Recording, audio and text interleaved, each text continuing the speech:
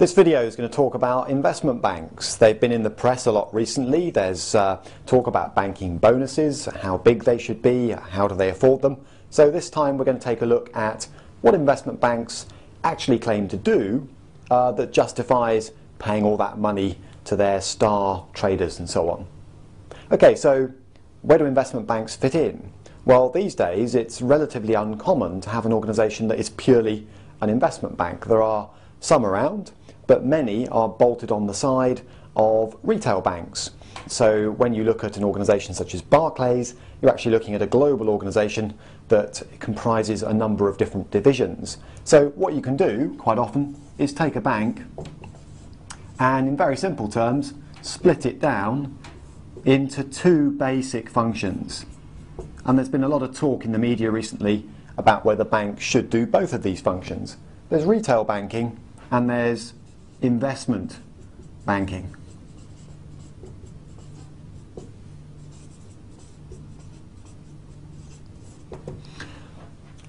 Now, it is possible to get banks that just do one or the other. Goldman Sachs is largely an investment bank, as is JP Morgan, but the likes of Barclays, HSBC actually do both. They didn't always, but these days they do both. So first of all, before we look at this one, what's the difference? Well, retail banking is the bread and butter of banking in many ways. This is organising mortgages and loans for retail investors, businesses and the like, and also organising savings accounts for people with spare cash. So on the one side, retail banks take money in from investors who've got capital that they want to leave safely tucked away in a bank for a while, and they also lend it out to people wanting loans and mortgages. And ideally over here, in simple terms, you want to give away, as a bank, less to your savers than you grab from your borrowers. That way you make a profit. However, that's often seen as a little bit low risk, a little bit unsexy, albeit it's fairly safe, solid cash flow generating business. So investment banking is often perceived as the higher risk, sexy bit of the industry. And this is where the much higher margins are made. There is much more money potentially in investment banking, but there are risks associated with it. So in this video, we're going to steer away from retail banking and take a look at investment banking. And we're going to look at 5 basic bread and butter activities that many investment banks would claim sit at the heart of what they do and justify some of those big bonuses being paid at the moment. Whether or not they do justify the bonuses is another question for another video, but nonetheless it's these activities that tend to attract all the headlines. So what are they? Let's take a look at 5.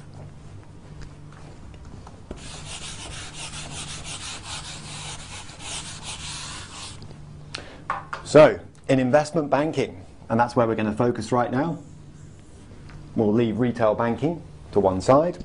Activity number 1, prop or proprietary trading.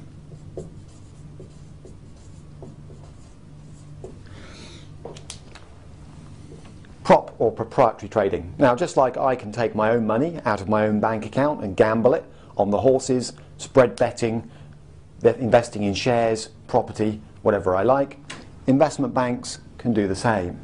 They have their own funds. They also raise money from investors, of course, but they have their own funds, and those can be gambled, often in spectacular amounts, to make the bank money.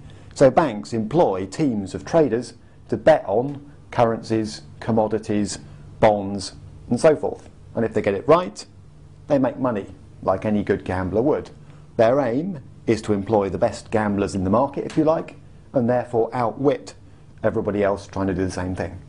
And that activity, gambling the bank's money in order to make money, is known as proprietary trading.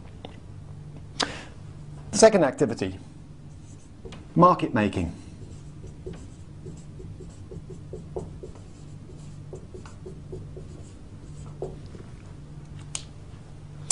As a retail investor, or as any investor, if you want to go out and buy Tesco shares, for example, you need a market. And that market is provided by organisations such as the London Stock Exchange. But a market needs buyers and sellers, otherwise it doesn't work.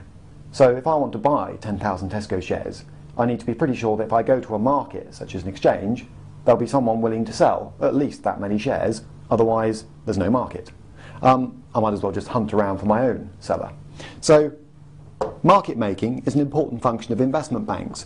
What investment banks often commit to do at the London Stock Exchange is trade regularly so that other people can too.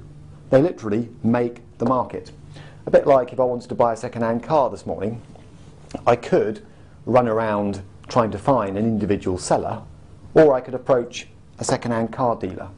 That is somebody who holds a stock of second-hand cars and is always willing to do a trade in them for my benefit as a customer or a punter. Of course, they're not a charity. They try to make money out of it, but market making at a stock exchange is another important function of an investment bank.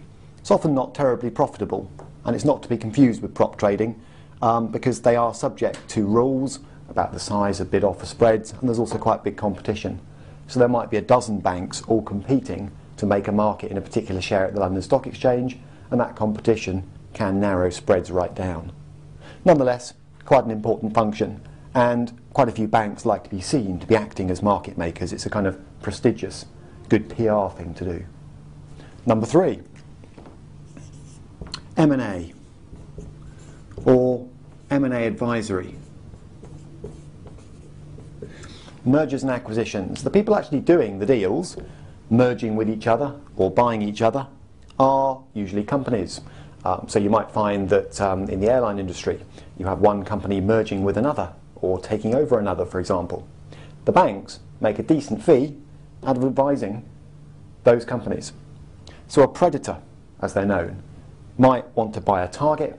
It might approach a Goldman Sachs, for example, and say, right, we need some advice. We need some advice on the timing. When should we go for the deal? We need some advice on how to structure it. Is it going to be a cash deal? Are we going to try and buy using something else? We need some help with the regulators. What are the documents we need to get sorted out? We need some help screening the target, due diligence as it's called, making sure we know what we're buying, and so on. We also need some help publicising it. So all of those jobs you can parcel off to an investment bank, and they generally take a cut of the size of the deal, if you like. So the bigger the deal, the more the bank will earn. They also do something else, which is similar in a way, but I'm going to call corporate events.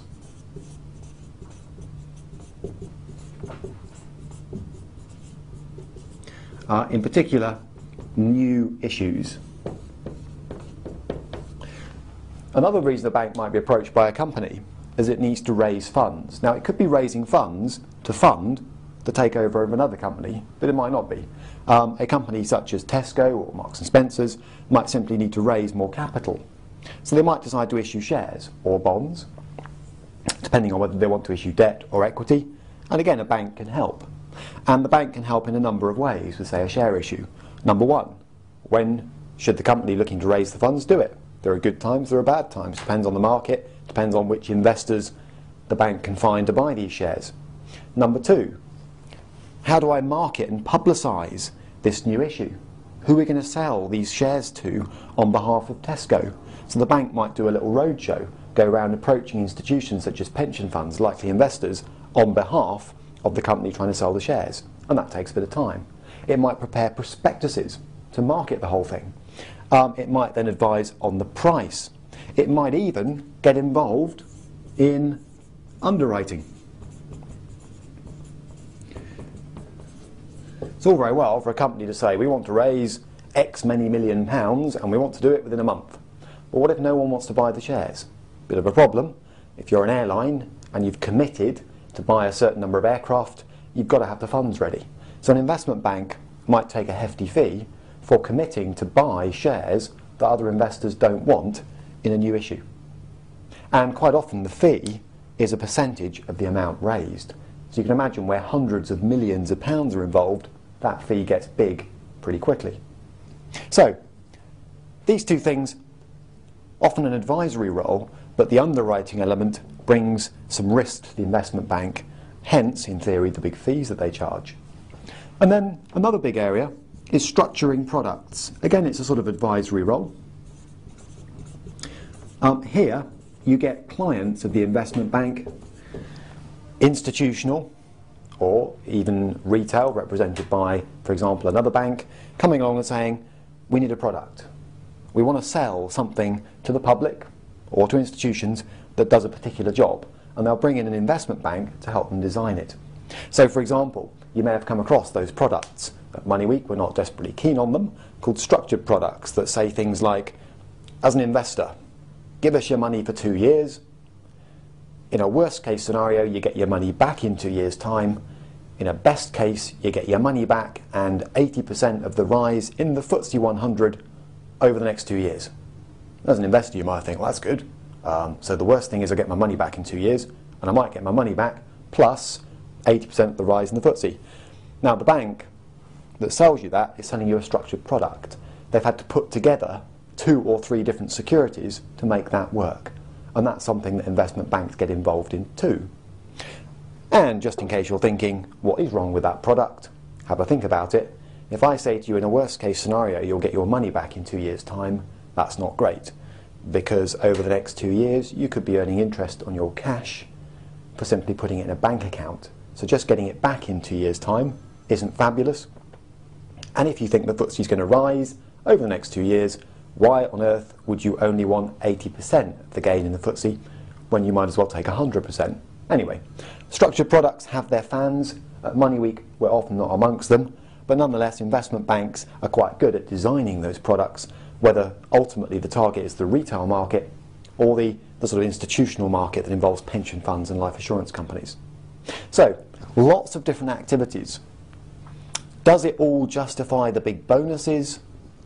Frankly, very good question, which I won't attempt to address here. But nonetheless, investment banks would say these are risky activities that should command big fees to the people directly involved in them. And although investment banks do other things, and you won't always find all of them agreeing on the terminology I've used here, these are 5 of the biggest and most common ways that a lot of them try to make money.